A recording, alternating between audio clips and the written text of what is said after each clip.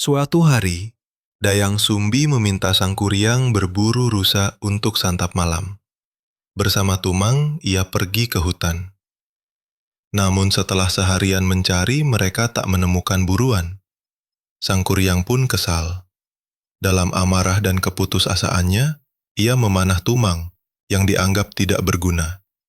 Saat kembali ke rumah, Sang Kuryang membawa hati Tumang sebagai tanda telah membunuh rusa.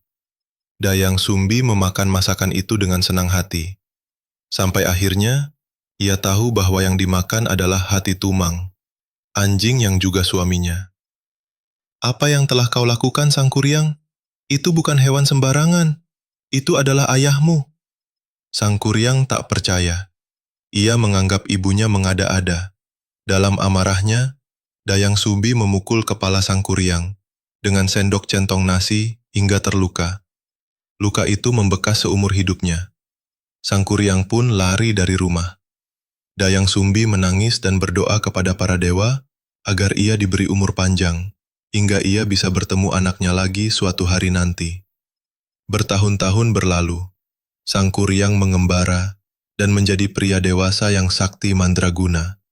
Tanpa sadar, takdir mempertemukannya kembali dengan Dayang Sumbi, yang karena doanya tetap muda dan cantik jelita. Tak mengenali satu sama lain, mereka jatuh cinta. Sang Kuryang melamar Dayang Sumbi.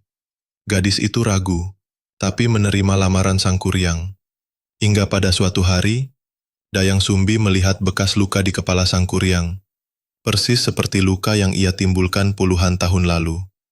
"Tidak, ini tidak mungkin. Kau adalah anakku." Dayang Sumbi sangat syok. Ia mencoba menolak lamaran itu, tapi Sang Kuryang tak mau tahu. Ia telah jatuh cinta dan tidak bisa ditolak begitu saja. Akhirnya Dayang Sumbi mengajukan syarat mustahil. "Baik, aku akan menikahimu, tapi dengan satu syarat.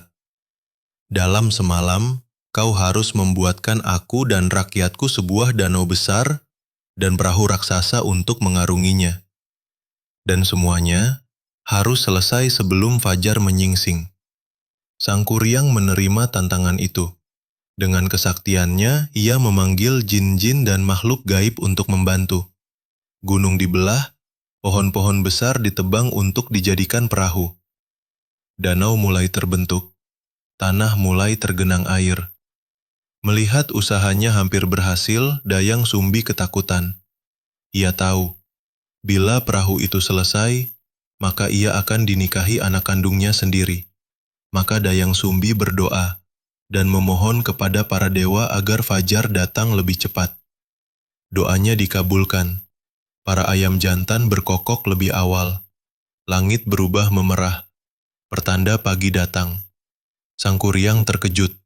Ia merasa dikhianati oleh semesta. Dengan marah, ia menendang perahu raksasa itu hingga terbalik. Perahu tersebut kemudian menjelma menjadi Gunung Tangkuban Parahu, yang hingga kini berdiri kokoh di utara Bandung. Sang Kuryang menghilang entah kemana, menanggung luka karena cinta dan kebenaran yang menyakitkan. Dayang Sumbi kembali menyepi, hidup dalam penyesalan dan doa yang tak pernah selesai. Gunung Tangkuban Parahu menjadi saksi bisu atas kisah cinta yang penuh kutukan, antara ibu dan anak yang tak sadar sedang bermain dengan takdir.